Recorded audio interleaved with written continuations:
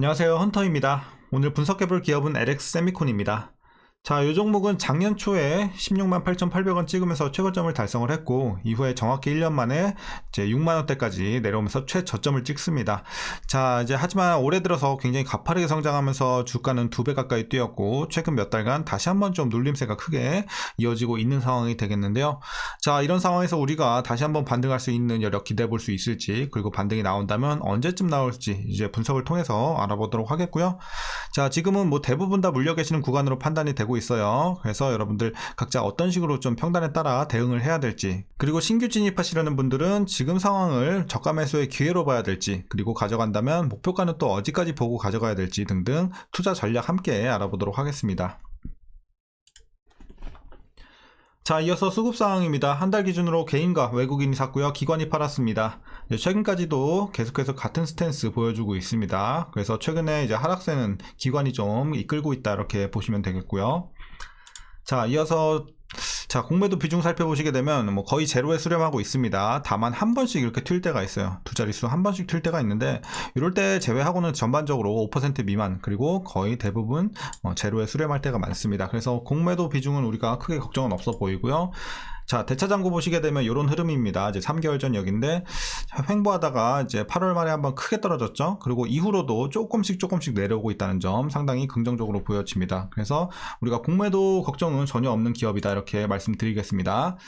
자, 그리고 이어서 재무제표 분석 시작해 보도록 하겠습니다. 먼저 2018년도 매출부터 확인해 보시면 7,900, 8,600, 1조 1,000, 1조 8,000, 2조 1,000, 2조.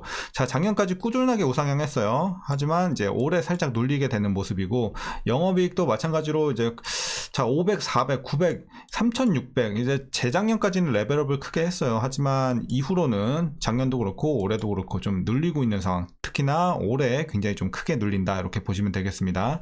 자, 당기순이익도 뭐 마찬가지, 이제 영업이익과 마찬가지 흐름으로 보시면 되겠고, 최근 2개년도 계속해서 하락세에 있습니다. 자, 잠깐 분기별로 우리가 짚고 넘어가 보면요. 일단 전년 동기 대비해서는 계속해서 눌리고 있어요. 이제 4분기부터는 전년 동기 대비해서 늘어날 것으로 판단이 되고 있지만, 일단 3분기까지는 악화가 되고 있는 상황. 다만 올해만 그냥 놓고 봤을 때는 2분기를 저점으로 해서 계속해서 이제 앞으로 실적은 개선될 것이다, 이렇게 보여지고 있습니다. 자, 그래서 이제 뭐 더 이상 크게 나빠질 건 없다, 이렇게 지금 판단을 하고 있고, 3분기까지 좀 잘 버티면 될 것 같지 않나, 지금 실적만 봤을 땐요, 그렇게 좀 판단이 되고 있고요. 자, 이어서 부채 비율 보시게 되면 30에서 40, 자, 30에서 40대 계속해서 좀 전반적으로 왔다 갔다 하면서 상당히 좀 안정적인 부채 비율 보여주고 있어요. 그래서 우리가 부채도 크게 걱정 없는 기업이고요. 자, ROE 보시게 되면 상당히 좋습니다. 이제 수익성이 상당히 뛰어난 기업이고, 자, 전반적으로 제일 안 좋았을 때가 8이에요. 그리고 좋았을 때는 뭐 10, 14, 40까지도 올라갔어요. 그리고 어쨌든 작년하고 올해 좀 눌리다 보니까 수익성도 조금씩 이제 내려오고 있는 상황이긴 하지만 여전히 좋아요. 자, 작년에 26, 올해 15까지 내려오긴 하지만 상당히 그래도 좋은 수치라는 거. 자, 하지만 이제 올해 저점으로 다시 한번 또 올라갈 것으로 기대가 되고 있고, 자, EPS도 실적과 마찬가지 흐름이에요. 과거에 좀 들쭉날쭉하다가 재작년에 피크 찍고 다시 한번 내려오는 흐름. 자, 그리고 이어서 동사 배당금은요, 이제 어쩔 수가 없어요. 실적이 줄다 보니까 재작년에 최고를 찍고, 자, 5,000대에서 4,000원대, 3,000원대까지 내려오는 모습입니다.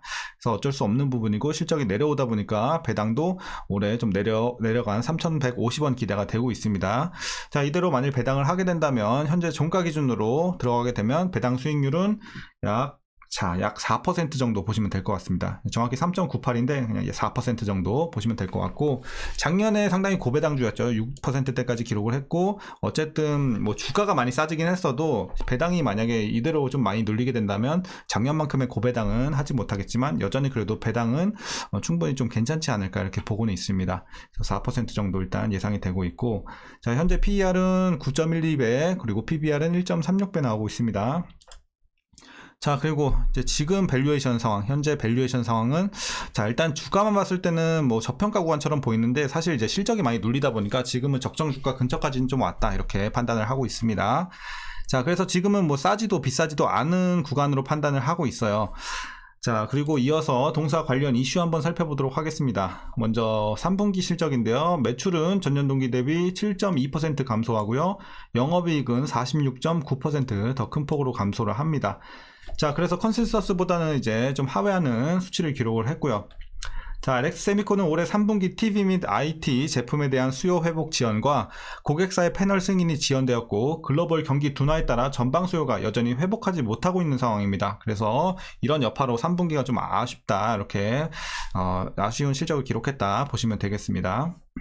자, 그리고 일반적으로 하반기는 신제품 출시에 따른 계절적 성수기지만 올해 하반기는 좀 다를 것으로 보여져요. 자, TV와 IT 제품에 대한 수요 둔화가 이제 지속이 될 것으로 시장에서는 보고 있고, 자, 이제 동사 메인 제품이죠. DDI와 디스플레이 패널 업체를 보면 2분기 대비 3분기 실적 하락세가 확인이 되고 있기 때문에 이런 부분에 있어서는 좀 아쉬운 업황이지 않나 이렇게 보고 있습니다. 자, 또한 주요 고객사인 LG 디스플레이의 아이폰 15 패널 양산 승인이 지연되며 중소형 DDI 제품에 대한 실적 성장폭이 예상치를 이제 좀 하회했을 것으로 추정이 되고 있고요. LG 디스플레이는 9월에서야 아이폰 15 프로맥스에 대한 OLED 양산 승인을 획득을 했습니다. 따라서 LX세미콘의 중소형 DDI 실적 성장은 일부 4분기로 좀 이연될 것으로 전망이 되고 있습니다. 자, 그리고 이제 마지막 내용입니다. 이제 다만 IT 수요는 2023년, 그러니까 올해를 저점으로 해서 내년부터는 다시 성장세로 전환할 것으로 예상이 되고 있기 때문에 너무 걱정할 건 또 없어 보이고요. 또 7년 만에 스마트폰을 제외한 신규 어플리케이션의 OLED 확대가 기대가 되고 있습니다. 그래서 이런 점은 좋아 보입니다. 자, 여기까지 최근의 이슈는 이제 말씀드리도록 하겠고요. 이제 마지막으로 투자 전략 말씀드리면서 영상 마치도록 하겠습니다. 자, 일단 신규 진입에 있어서는 지금은 반대 의견 드리겠습니다. 그러니까 지금 말고, 지금 주가가 많이 내려온 건 맞지만 지금 일단은 한 하방이 계속 열려있는 상황이거든요. 그래서 추가 하락까지도 나올 수가 있는 구간이에요. 그러니까 여기서 반등이 나올 수도 있지만 추가 하락이 이미 열려있는 상황이기 때문에 일단은 조금 더 기다렸다, 관망했다가 이제 저점 다지고 올라가는, 이제 반등하는 구간에 들어가시는 게 훨씬 좋아 보입니다. 그래서 지금은 일단 떨어지는 칼날 잡는 건 좀 위험해 보이기 때문에 추가 하락 나올 수도 있기 때문에 여러분들 조금만 더 기다렸다가 반등 시에 진입하시길 바라겠습니다. 신규로 보시는 분들은. 그래서 지금 당장에는 반대 의견이지만 어쨌든 반등하는 구간에서는 충분히 우리가 진입해 볼 만하다, 이렇게 의견 말씀드리겠고요. 자, 이제 그리고 이제 보유 중인 분들 대응 방법 말씀드릴게요. 자, 일단 목표가부터 드리도록 하겠습니다. 라인 2개 드릴게요. 오늘 제가 보는 목표가 일단 1차로는 92,000원, 1차 92,000원. 자, 요정도. 자, 그리고 최종으로는 11만원 보고 있습니다. 그래서 라인 2개로 나눠서 드렸고요.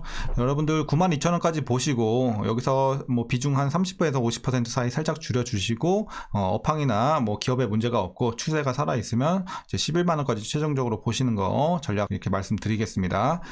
자, 이제 마지막으로 위에서 물리신 분들이 좀 중요할 것 같아요. 물린 분들 대응 방법.